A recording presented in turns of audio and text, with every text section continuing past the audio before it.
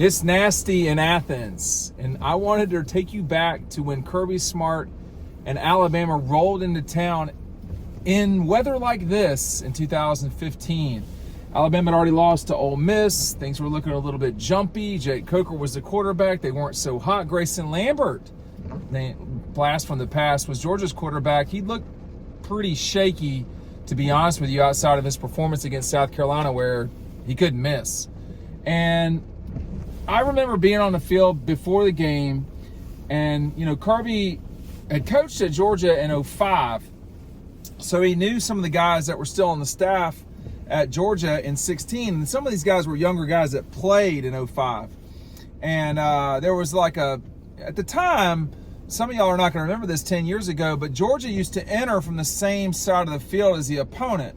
So when Georgia ran onto the field, they ran, Alabama's side of the field was right there. So, where Georgia was warming up was right where Alabama came onto the field. And dozens of other teams that had come to Athens to play before that. It was just commonplace. That's what happened. You had to run on the sideline between the cheerleaders and the team to get to your opposite side of the field. It's not really an issue anymore. It's not an issue at all because Georgia warms up on one side, the opposing team warms up on the other. There's no way they can cross paths. They can meet in the middle. But on this day, Alabama, Kirby, Nick came through. And I remember it was drizzle like this. We knew it had been raining forever, it felt like. And during the game, there was a huge downpour. But what brings me back to that, a lot of times when it's raining in Athens like this, you think of things and think of the way that things were at particular times. So as Alabama's running on the field, I think Nick was already on the field. So Kirby's coming out. I feel like Kirby ran out. Derrick Henry, I feel like, was in the group or had come on the field shortly thereafter. And by the way, this is where Alabama found themselves in that championship season in 2015 was the game in Athens. But that's another story for another time. And I remember the guys, it wasn't Derrick, but it was some guys at Georgia, Malcolm Mitchell, I think. But I'm not trying to call people out here. I'm trying to remember things. But the Bama guys came through, and there was a whole thing on the sideline. And I don't really know what started with that whole thing. But I remember Kirby running past where I was and saying something to one of the guys that he had coached in 2005, and one of them said, "Hey, Kirby, what's going on, with that?" And Kirby was just like, "Well, I don't care." Or it doesn't make a difference. We're coming out here to warm up.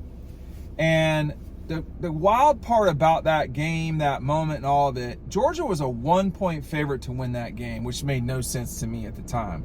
But they were a 1-point favorite to win that game. Some of that was about alleged Alabama weakness. Some of it was that Georgia looked better than they really were. They had looked bad against Vanderbilt, okay? Anybody that kind of watched Georgia play so far that season and predicated it only on the South Carolina game didn't know at all what they were talking. Now think about that time compared to now at Georgia and what it's like now at Georgia versus what it was like then. And with the exception of the 2022 Missouri game, I cannot think of a time where Georgia has gotten into it with anybody before a game. It just doesn't happen. Maybe something happened with Tech at some point. I don't remember that, though, to be honest with you. And they're just not worried about the talk.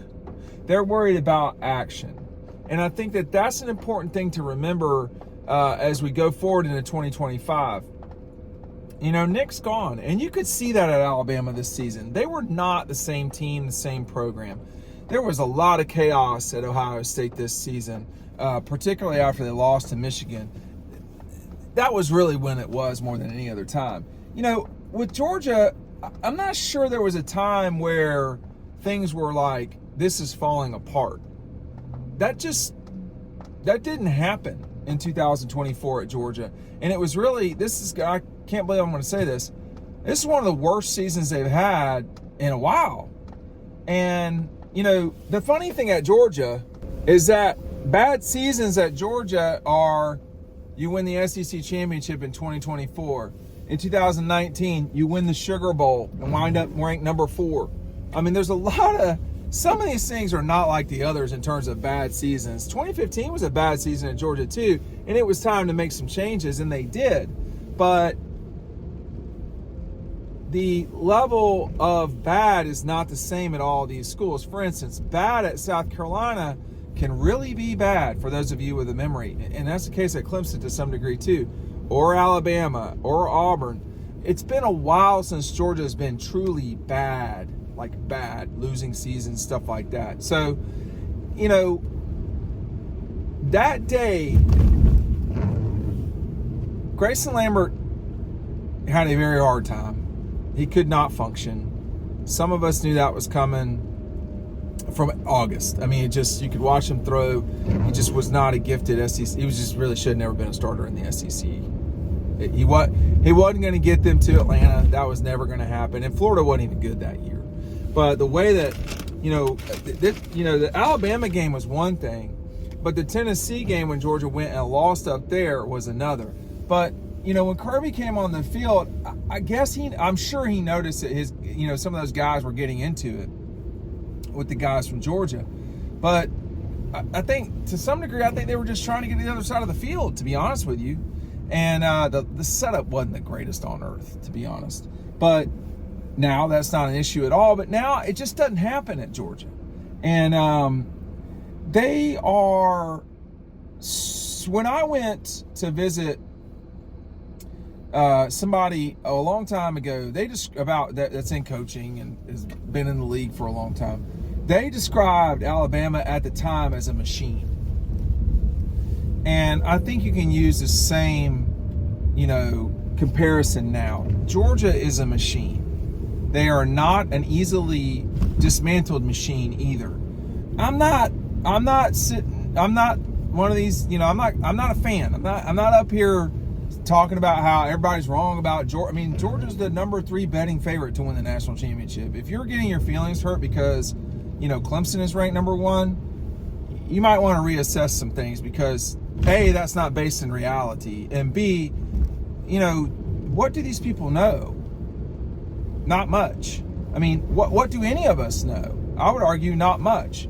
And, for all of Georgia's weaknesses going into 25, which I think there are plenty, or some at least, you have to wonder how much a coaching staff that Kirby Smart, the best college football coach there is right now, that way he describes it as the best coaching staff in America, how they're going to have 2 subpar seasons in a row on the offensive line. And for all of the hot takes about Mike Bobo, look, whatever, there's times when Mike's not done as well as should have. I mean, I'm not going to grovel and all that. That's like the lowest hanging fruit, and really based off of a lot of, people that just don't really have any insider knowledge or know in the world what they're talking about. The performance last year was based on lack of execution, which goes back to the head coach as much as anybody. They've got to get that stuff nailed down. And when it's time to score, it's time to score. That's not been a problem under Mike Bobo at Georgia. Go back and look. Go back and look at 2014. Go back and look at 2023.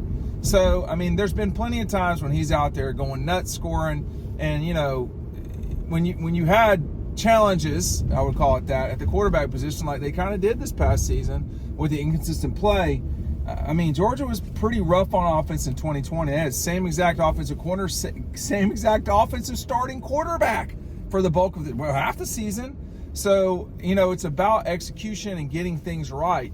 And once they did get it right in 2021, after, they made some adjustments, Georgia really took off offensively in 21 and 22. And, that was exceptional for them. But I think, I think that keeping the main thing has been something that has been pretty evident over time of Kirby Smart teams that I've watched. And I've seen, that was an Alabama team. It wasn't Kirby's team. Yes. However, I have to say that this Georgia team has a lot of chance now. There's no dominant team in college football right now. It's not Ohio State, certainly not Clemson. It's not Florida. I mean, I saw Florida ranked in front of Georgia by one of these guys. I'm like, y'all, we got to chill out. You know, even if that happens, you should not be predicting that. I mean, that just doesn't make any sense in any real way. Come on. So, you know, I don't know why y'all get worried about these things at all. I know it's May. I get that. But, you know, Georgia had a bad season and won the league. They had a bad season and won the league. Now, think about that. How many times does that happen in history? A bad season in quotations. Not a lot. Now, Gunnar Stockton's got to play well or this won't go well. But Carson didn't play well last year, and they still won the league. They've got some challenges. We've got to see if what they've got to fix it will fix it or not. That's the part we don't know right now. We don't know that part. But we'll be taking you through the entire thing, so stay tuned to the next video. Thanks for watching.